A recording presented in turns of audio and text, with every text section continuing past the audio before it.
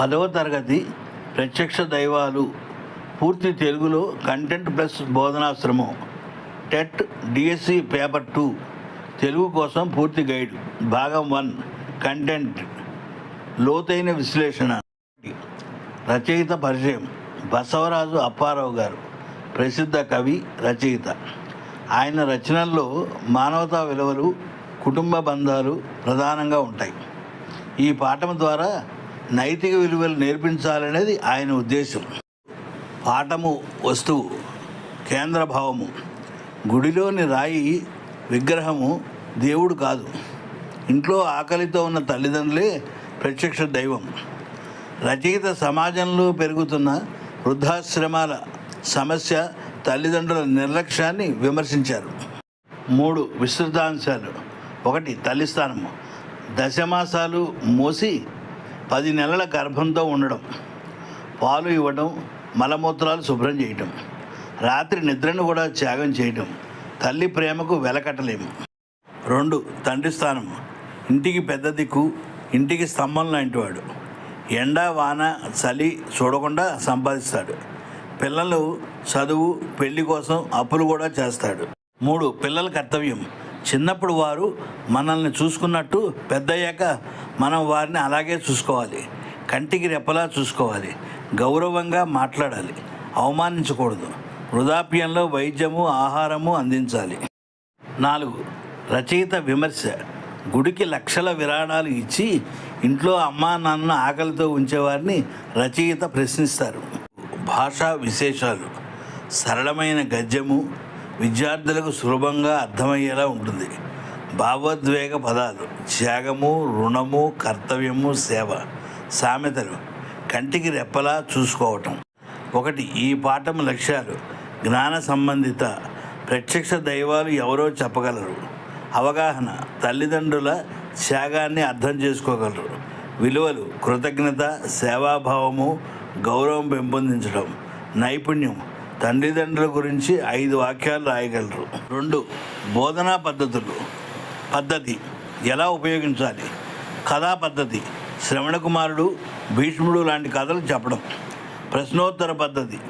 మీ అమ్మ మీకోసం ఏం చేసింది అని అడగడం. అనుకరణ పద్ధతి. పిల్లలతో అమ్మకు సహాయం చేయడం, రోల్ ప్లే చేయడం. చర్చా పద్ధతి. వృద్ధాశ్రమాలు ఎందుకు పెరుగుతున్నాయి. 3 బోధనా సామాగ్రి. 1 దృశ్య సామాగ్రి. తల్లిదండ్రుల ఫోటోలు, కుటుంబ చిత్రాలు. 2 శ్రవణ సామాగ్రి. అమ్మ అనే పాట, తల్లిదండ్రుల గురించిన ఆడియో. 3 చార్ట్. తల్లి చేసే 10 పనులు, తండ్రి చేసే 10 పనులు. 4 వీడియో. వృద్ధులను చూసుకోవడం గురించిన చిన్న వీడియో. 4 విలువలు. ఈ పాఠం ద్వారా పిల్లల్లో 5 Cలు పెంపొందించాలి. 1 సంరక్షణ, కేర్. 2 శ్రద్ధ, కన్సర్న్. 3 కరుణ, కంపాషన్. 4 మర్యాద, కర్టసీ. 5 బాధ్యత, కమిట్మెంట్. 5 మూల్యాంకనము, నమూనా ప్రశ్నలు. ఏ జ్ఞానము. ప్రత్యక్ష దైవాలు ఎవరు. బి అవగాహన.